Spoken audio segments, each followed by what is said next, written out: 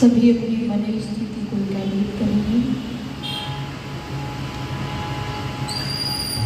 पावकनः सरस्वती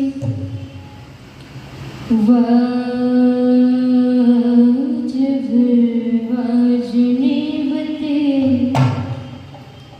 यजं वस्तु धिया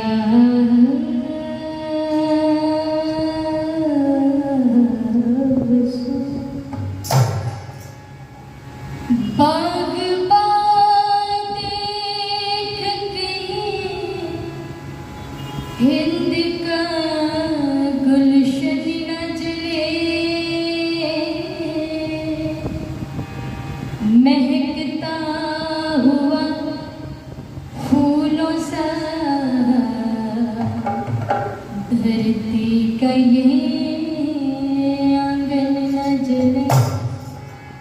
सुबह शमशान में मांगी जाकर मैंने दुआ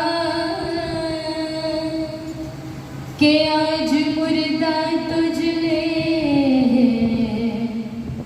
पर कोई दुल्हन न जले।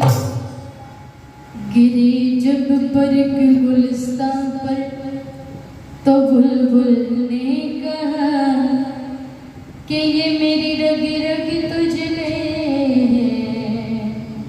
पर मेरा नशे बन न जले। नाम मोहब्बत का जमाने से ना मिटने पाए कि दिल से नफरत तो जले पर प्यार का दामन न जले। कि दिल से नफरत तो जले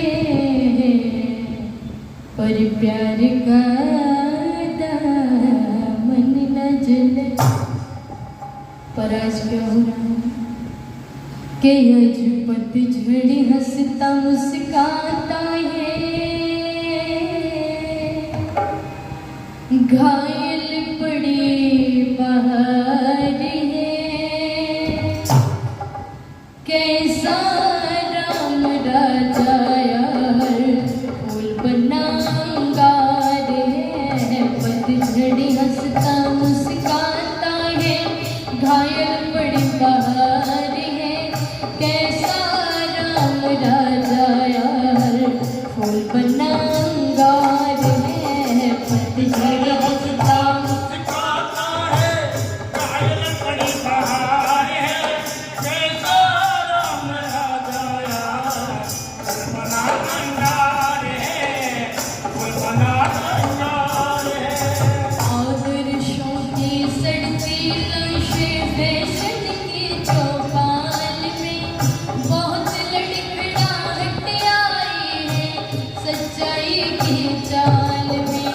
आदर्शों की सड़ती लाशें फैशन की चौपाल में बहुत लड़खड़ाहट आई है सच्चाई की चाल में। पूजा बंदी है मंदिर में कहती है भगवान यहाँ, पूजा बंदी है मंदिर में कहती है भगवान यहाँ। मानवता सन्यास ले चुकी अपमानित सम्मान यहाँ, मानवता सन्यास ले चुकी अपमानित सम्मान यहाँ। नफरत का ही नाम दूसरा इस दुनिया में प्यार है। कैसा राम राजा यार बना अंगार है, पतझड़ हंसता मुस्काता है, घायल पड़ी बहार है। कैसा राम राजा यार बना अंगार है, फूल बना अंगार है। स्वार्थ की फसलें लहराती हैं मन के उद्यान में, अंतर नहीं दिखाई पड़ता बगिया या शमशान में। स्वार्थ की फसलें लहराती हैं मन के उद्यान में,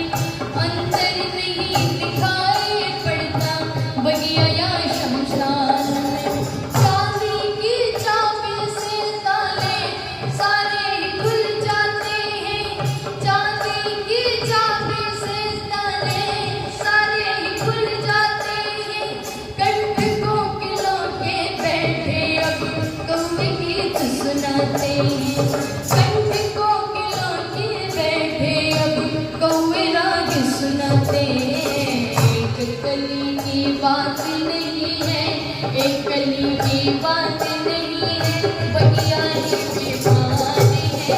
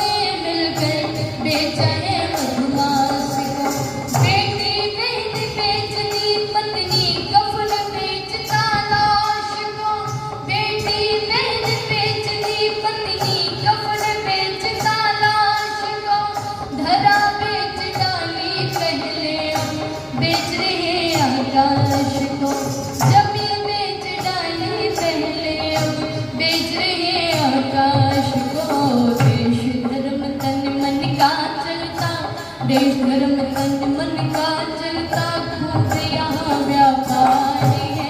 कैसा राम राजा यार बना भंडार है, पतझड़ हमसा मुस्कुराता है, खाए लपड़ी बहार है।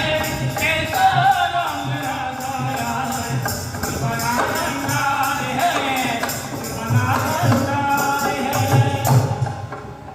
चाकू छुरियों का शासन है बेशर्मी के राज में, बगुलों का देश चल रहा हंस मयूर समाज में। चाकू छुरियों का शासन है बेशर्मी के राज में, बगुलों का देश चल रहा हंस मयूर समाज में। सस्ता खून शांति महंगी है, हाथों में अब आग है। सस्ता खून शांति महंगी है, हाथों में अब आग है। मन का दर्पण दिखला देता चेहरे का हर दाग है। मन का दर्पण दिखला देता चेहरे का हर दाग है। पढ़ा और बेकार मनीषी, पढ़ा और बेकार मनीषी जीवन को अखबार है। कैसा राम राजा यार बना भंडार है, पतझड़ हमसा मुस्कुराता है, खाए लपड़ी बहार है। कैसा राम राजा यार बना अंगार है, बना अंगार है, बना अंगार है, बना अंगार है।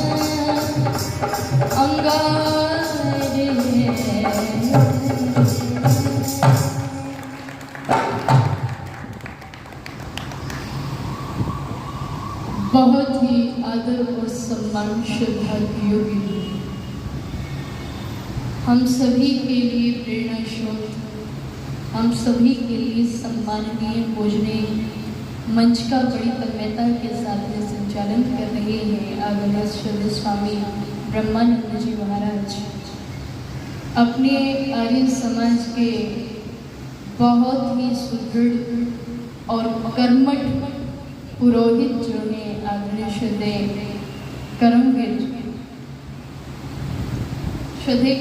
जी, आर्य जगत के बहुत उच्च कोटि के विद्वान, बड़ी ही सरलता और सौम्यता की प्रतिमूर्ति जो है आदरणीय श्री आचार्य सुश्रुत जी, और आर्य जगत की बहुत उच्च कोटि की उपदेशिका जो बड़ी ही शालीनता की धनी है आदरणीय श्रद्धेय बहन प्रियंका भारती जी, मेरे जीवन के प्रेरणा स्रोत जो एक परछाई की तरह से मेरे साथ रहते हैं श्रद्धेय मेरे पिता जगदीश जी, जिन्होंने मुझे बड़ी परिपक्वता के साथ में तैयार किया है।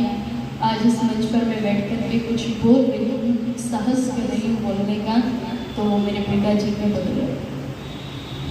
और हमारे साथ में कंधे से कंधा मिलाकर के जो मुझे सहयोग करते हैं, मुझे हमेशा प्रेरित करते रहते हैं महाशय बलवीर जी। सामने बैठे हुए समस्त धर्मनिष्ठ सज्जनों, बड़े ही प्रबुद्ध व्यक्तित्व यहाँ पर उपस्थित हैं। आर्य समाज के समस्त पदाधिकारी वृंद जो बड़ी कर्मठता के साथ में आर्य समाज को अपने खून और अपने पसीने से सींच रहे हैं, मैं आप सभी का सम्मान करती हूँ। हृदय से कोटि से नहीं बल्कि सतर्ष वंदन करती हूँ, अभिनंदन करती हूँ।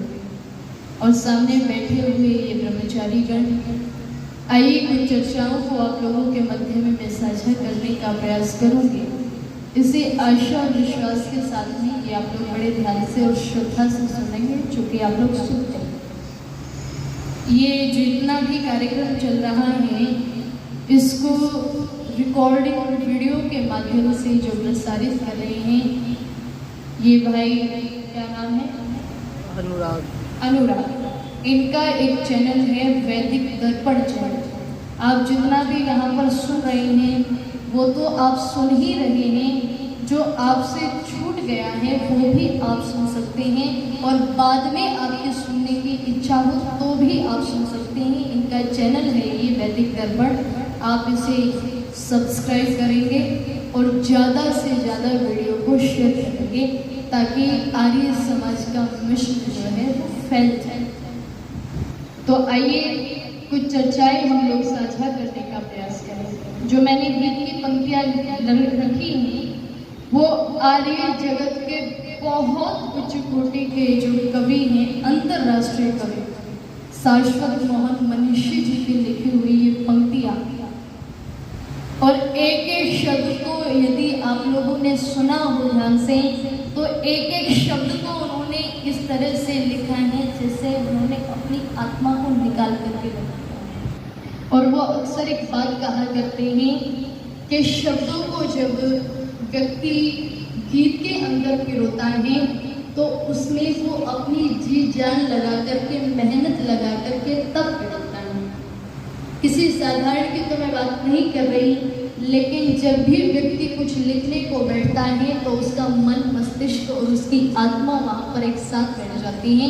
उन्होंने बहुत सुंदर लिखा है। क्या हम सब लोग ये कामना करते हैं कि राम राज आ जाए, सुराज आ जाए, अच्छा राज आ जाए।